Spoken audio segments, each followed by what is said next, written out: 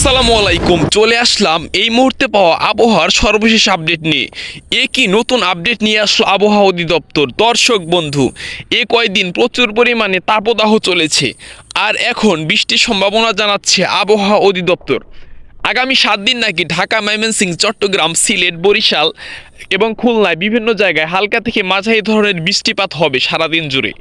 এরই কিন্তু সম্ভাবনা জানাচ্ছে। তো আমরা বিভিন্ন জায়গায় দেখে নিব যে কোথায় কোথায় বৃষ্টিপাত হওয়ার কী পরিমাণ সম্ভাবনা রয়েছে।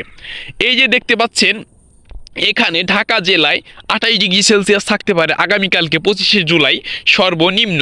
মেহেরপুরে 30 ডিগ্রি সেলসিয়াস তাপমাত্রা এবং আকাশে কি পরিমাণ মেঘ আছে এখান থেকে আমরা স্যাটেলাইট থেকে রেইন থান্ডার এখান থেকে মেপে নেব। এই যে দেখতে পাচ্ছেন, এখান থেকে কুমিল্লা, মাদারীপুর এবং ফরিদগঞ্জ, এখানে কুমিল্লায় কি পরিমাণ বৃষ্টিপাতের সম্ভাবনা দেখতে পাচ্ছেন। আকাশ জুড়ো যেন শুধুমাত্র মেঘে ঘনীভূত হয়ে গিয়েছে।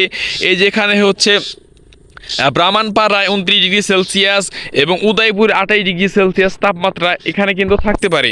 আমরা এখান থেকে উপগ্রহ চিত্র থেকে এখান থেকে আমরা যদি ঢাকা বিভাগের ভিতরে প্রবেশ করি দর্শক বন্ধু, আমরা তাহলে কিন্তু পুরো বিষয়টা দেখতে পারবো। এই যে দেখতে পাচ্ছেন ঢাকা এবং ঢাকার পার্শ্ববর্তী, যেমন আপনার কেরানীগঞ্জ, চরমিরের বাগ, হাসানাবাদ, দোয়েল, ঐশ্বর, পানগাঁও, এছাড়া রোহিতপুর, রানাগঞ্জ, শেখরনগর, এই সাইডটাতে কিন্তু সকাল থেকে বিকাল পর্যন্ত হালকা থেকে মাঝারি ধরনের বৃষ্টিপাতের সম্ভাবনা কিন্তু আমরা এখান থেকে দেখতে পাচ্ছি। তাছাড়া যদি এখান থেকে আমরা স্যাটেলাইটে চলে যাই, সো এখান থেকে দেখতে পাবো যে কোথায় কোথায় মেঘ কি পরিমাণ ঘনীভূত হয়েছে। এই যে দেখতে পাচ্ছেন, এই যে মতিরহাট, তারপরে আইজল, এই অঞ্চলটা তো প্রচুর পরিমাণে মেঘ। যাই হোক, আমরা এখান থেকে দেখে নেব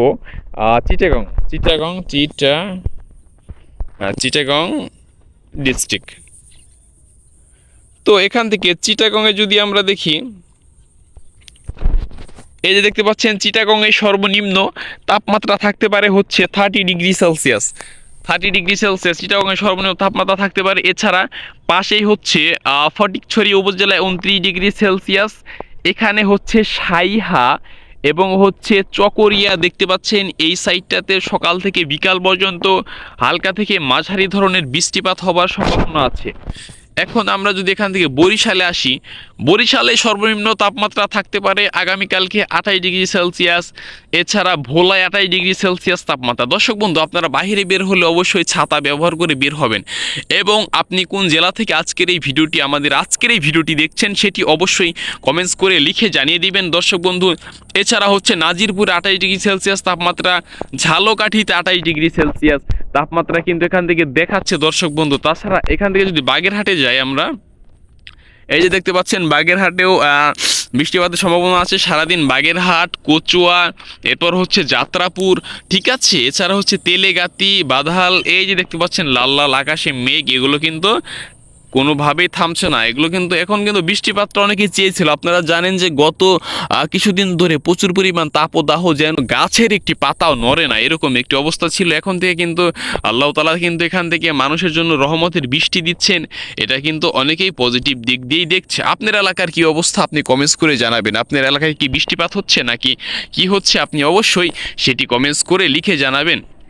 এখান থেকে আমরা বরিশালে আসি। এই যে বরিশালে দেখতে পাচ্ছেন আপনি, এখান থেকে বাকেরগঞ্জ, তাছাড়া নলছিটি, ভৈরব পাশা বাজার, ঝালকাঠি, ঠিক আছে। এই যে দেখতে পাচ্ছেন এই অঞ্চলটাতেও প্রচুর পরিমাণে বৃষ্টিপাতের সম্ভাবনা কিন্তু দেখা যাচ্ছে দর্শক বন্ধু। যাই হোক, আমরা এখান থেকে আবার যদি ফকিরপুর, এছাড়া ফকিরহাটে 29 ডিগ্রি সেলসিয়াস তাপমাত্রা, রাজাপুর 28 ডিগ্রি সেলসিয়াস তাপমাত্রা কিন্তু আমরা এখান থেকে দেখতে পাচ্ছি দর্শক বন্ধু। এছাড়া রায়পুর 28 ডিগ্রি সেলসিয়াস তাপমাত্রা।